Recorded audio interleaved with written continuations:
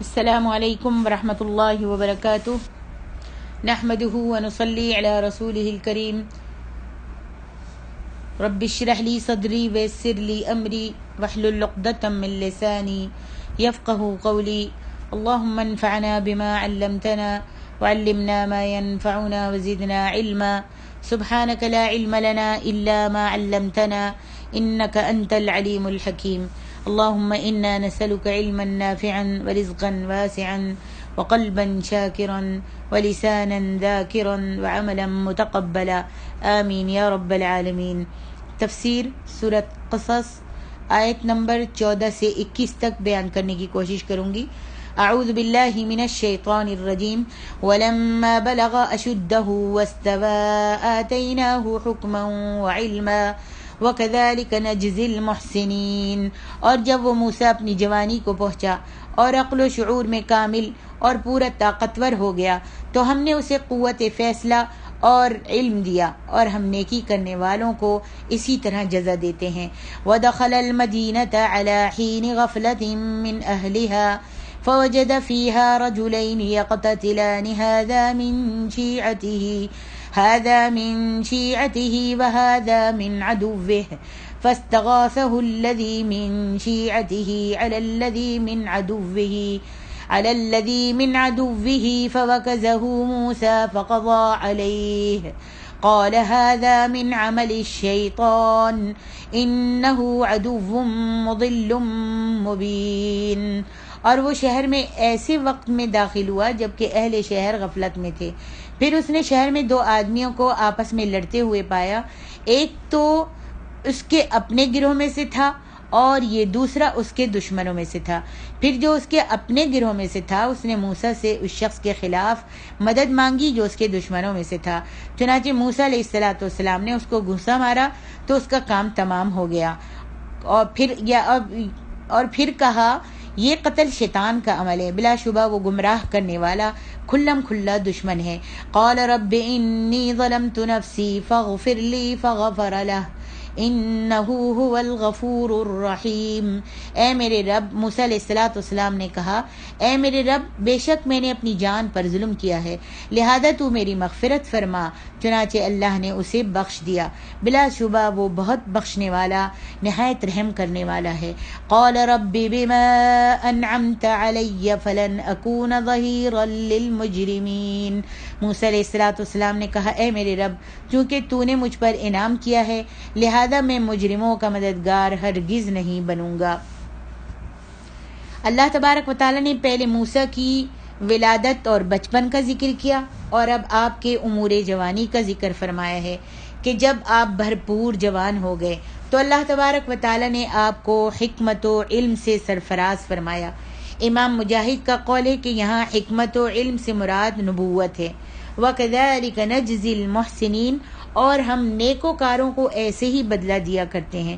پھر اللہ تبارک و تعالیٰ نے اس سبب کا ذکر فرمایا جس سے وہ نبوت اور اللہ تعالیٰ سے ہم کلامی کے شرف تک پہنچ گئے، جسے اللہ تبارک و تعالیٰ نے ان کے مقدر میں لکھ رکھا تھا، اور وہ یہ کہ انہوں نے جب ایک قبطی کو مار دیا تو یہ واقعہ مصر سے نکل کر مدین جانے کا سبب بن گیا۔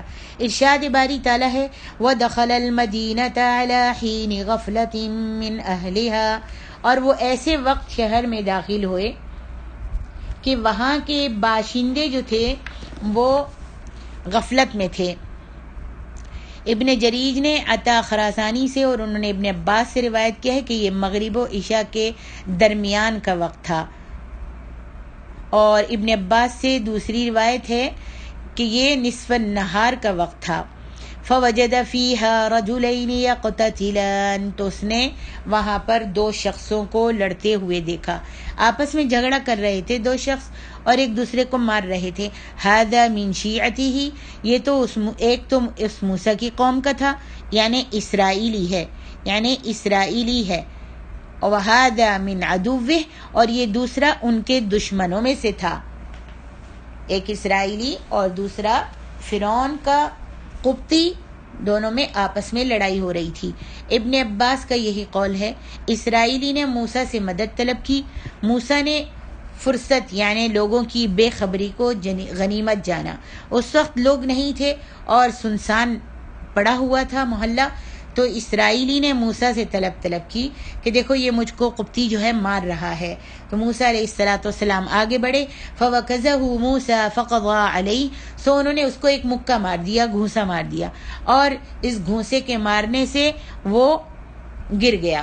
مجاہد کہتے ہیں فَوَكَزَهُ کے معنی ہے کہ انہوں نے اسے مکہ یعنی گھونسا مارا. فَقَضَىٰ عَلَيْهِ تو اس کا کام تمام کر دیا, یعنی وہ فوراً مر گیا. تو قال تو وہ کہنے لگے یعنی موسیٰ علیہ السلام هذا من عمل الشیطان انه عدو مضل مبین, یہ تو شیطان کا کام ہے, بے شک وہ انسان کا دشمن صریح ہے اور بہکانے والا ہے. میں نے تو یہ نہیں چاہا تھا کہ یہ مر جائے.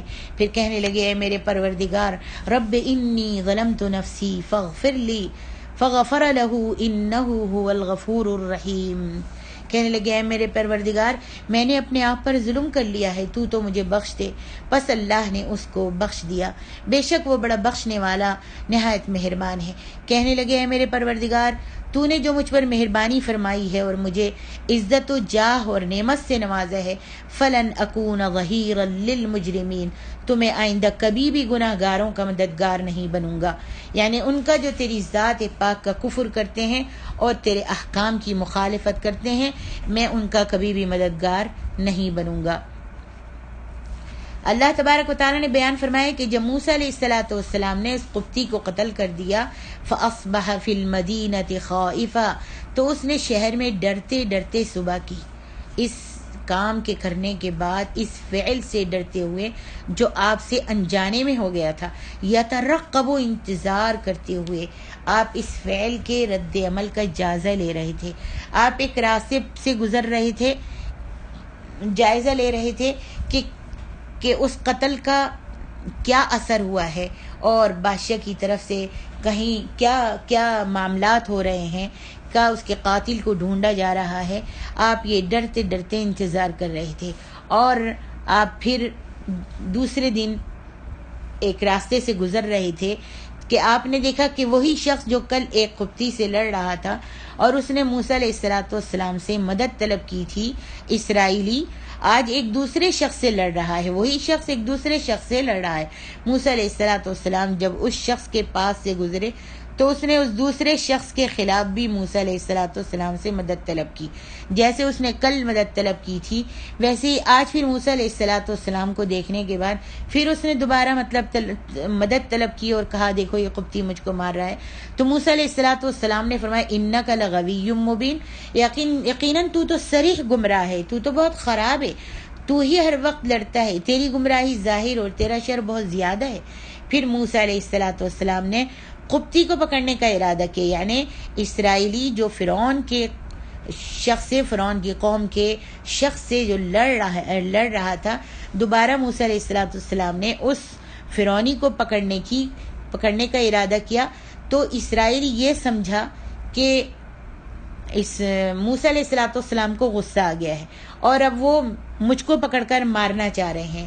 تو فوراً ہی اس نے کہا یا موسیٰ, اپنا دفاع کرتے ہوئے فوراً بولا یا موسیٰ اتریدک ان تقتلنی کما قتلت نفسا بالامس, اے موسیٰ کیا تو چاہتا ہے جس طرح تو نے کل ایک شخص کو مار ڈالا تھا قبطی کو, اسی طرح تو مجھ کو بھی مار ڈالے. کیونکہ اس واقعے کو موسیٰ اور اسرائیلی کے سوا اور کوئی نہیں جانتا تھا. قبطی نے جب اس بات کو سنا تو اس کے منہ سے اس نے لے لیا اور لڑائی تو ختم ہو گئی. وہ قبطی اسرائیلی کو چھوڑ کر بھاگ گیا اور بھاگ کر اس نے فرعون کے پاس جا کر کہہ دیا کہ کل جو قتل ہوا تھا وہ موسیٰ نے کیا تھا. فرعون کو جب یہ معلوم ہوا تو وہ بہت ہی ناراض ہوا اور اس نے موسیٰ علیہ السلام کے قتل کا ارادہ کر لیا اور اپنے سپاہی جو تھے ادھر ادھر دوڑا دیے تاکہ وہ آپ کو موسیٰ علیہ السلام کو پکڑ کر لے کر آئیں. ارشاد باری تعالیٰ ہے وَجَاءَ رَجُلٌ مِّنْ أَقْصَى الْمَدِينَةِ يَسْعَى قَالَ يَا مُوسَىٰ إِنَّ الْمَلَأَ يَأْتَمِرُونَ بِكَ لِيَقْتُلُوكَ فَاخْرُجْ إِنِّي لَكَ مِنَ النَّاصِحِينَ اور شہر کے پرلے کنارے سے ایک شخص دوڑتا ہوا آیا اور اس نے کہا اے موسیٰ بلا شبہ سردار تیرے خلاف مشورہ کر رہے ہیں کہ تجھے قتل کر ڈالیں، لہذا تو نکل جا، بے شک میں تیرے خیر خواہوں میں سے ہوں۔ فخرج منها خائفا يترقب قال رب نجنی من القوم الظالمین۔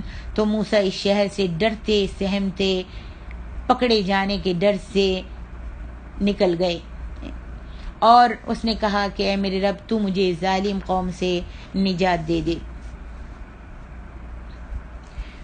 ارشاد باری تعالیٰ ہے وجاء رجل، اور ایک شخص آیا، موسیٰ علیہ السلام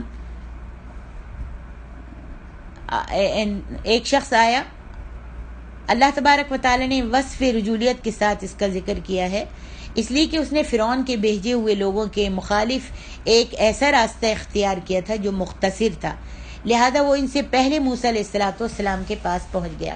جب فرعون نے اپنے لشکر کو روانہ کیا، سپاہیوں کو موسیٰ کو پکڑنے کے لیے، تو ایک شخص نے سن لیا تھا اور وہ شخص دوسرے راستے سے دوڑا ہوا آیا اور ان سپاہیوں سے پہلے موسیٰ علیہ السلام تک پہنچ گیا، اور اس نے موسیٰ علیہ السلام سے کہا ان الملأ یأتمرون بک لیقتلوک فاخرج انی لک من الناصحین۔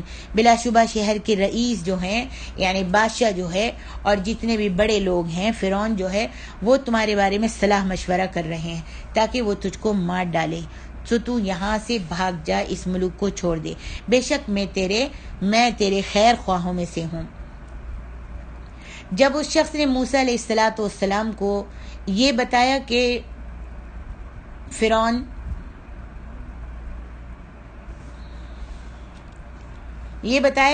اور اس کے اعیان سلطنت آپ کے بارے میں ارادہ کر رہے ہیں کہ آپ کو قتل کر دیں، تو آپ تنہا مصر سے نکل گئے، آپ نے بھاگنا شروع کر دیا، جہاں آپ کا منہ اٹھا وہاں آپ چل پڑے۔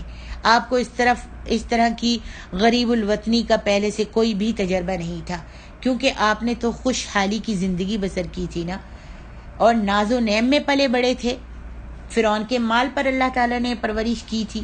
فخرج منها خائفا يترقب قال رب نجنی من القوم الظالمین۔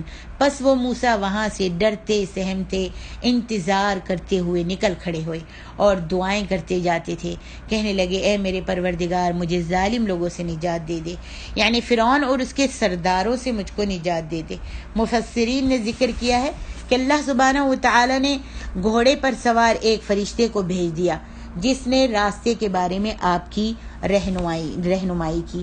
باقی سبق انشاءاللہ آئندہ ہفتے آپ فرعون کا اور موسیٰ علیہ السلام کا پورا قصہ پڑھیں گی۔ واللہ اعلم۔ السلام علیکم ورحمۃ اللہ وبرکاتہ۔